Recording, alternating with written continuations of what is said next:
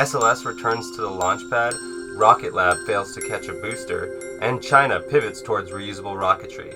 This is Astronomics, now let's go. NASA's largest rocket, the Space Launch System, or SLS, was rolled back to the VAB in September after concerns of high winds from Hurricane Ian and questions about hydrogen leaks in main engine 3. After checks to the engine, SLS has now rolled back out to the launch pad in Cape Canaveral, Florida, as it prepares for its next lunar launch attempt. This first SLS vehicle aims to complete the Artemis 1 mission, which seeks to demonstrate technologies we will use for sending humans back to the moon. Artemis 1 will see SLS shoot an uncrewed Orion capsule into lunar orbit, deploying 10 research CubeSats along the way. After Orion performs many mission objectives in lunar orbit, it will return to Earth and splash down off the coast of San Diego. A successful Artemis 1 mission will help to prove that NASA once again has what it takes to return humans back to the moon. The Artemis program as a whole, which includes 6 missions, represents a $93 billion investment by the United States in expanding the space program to encompass the moon.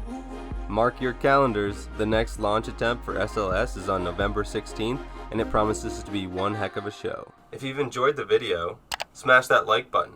Now stay tuned for RocketLab catch attempts and China space program pivots. SpaceX can launch a reusable Falcon 9 rocket to low Earth orbit, or LEO, with 22,800 kilograms of payload on board for $67 million. This gives a cost of just under $3,000 per kilogram to orbit. RocketLab's Electron rocket, comparatively, can put 300 kilograms of payload into LEO for $7.5 million. This gives a cost of $25,000 per kilogram.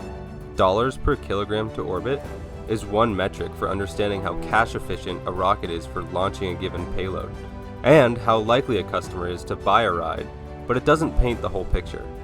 While Electron currently has a poor cost per kilogram to orbit, it represents an opportunity for low-budget customers to get a small satellite to orbit at all, and RocketLab can still improve their bottom line. Electron is currently not reusable, but RocketLab is well on their way to changing that fact, while still serving their customers.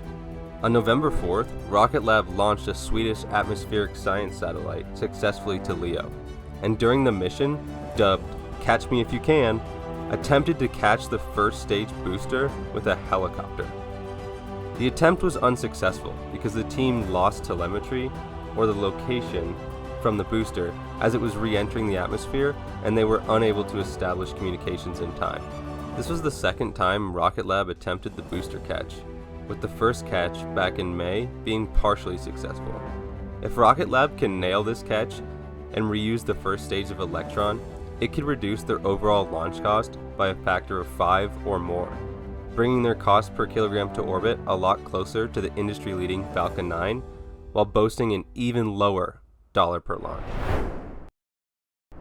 Continuing in the orbit of reusability, China has scrapped their expendable Long March 9 in favor of a reusable first stage version.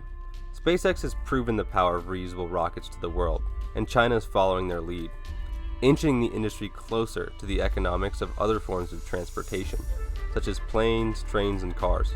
Liu Bing, director of the General Design Department at the China Academy of Launch Vehicle Technology, or CALT, spoke about the rocket in an interview on November 7th with China Central Television. The new rocket was also on display at the Zhuhai Air Show in southern China from November 7th to the 13th. Their new design is a 3-stage, 108-meter tall, 4,180 metric ton rocket with a projected capability of 150 tons to LEO, 80 tons to lunar orbit, and 35 tons to Mars. Missing from the mock-ups on display were the side boosters, sparking questions about new engine configurations that would be needed for making up the lost thrust.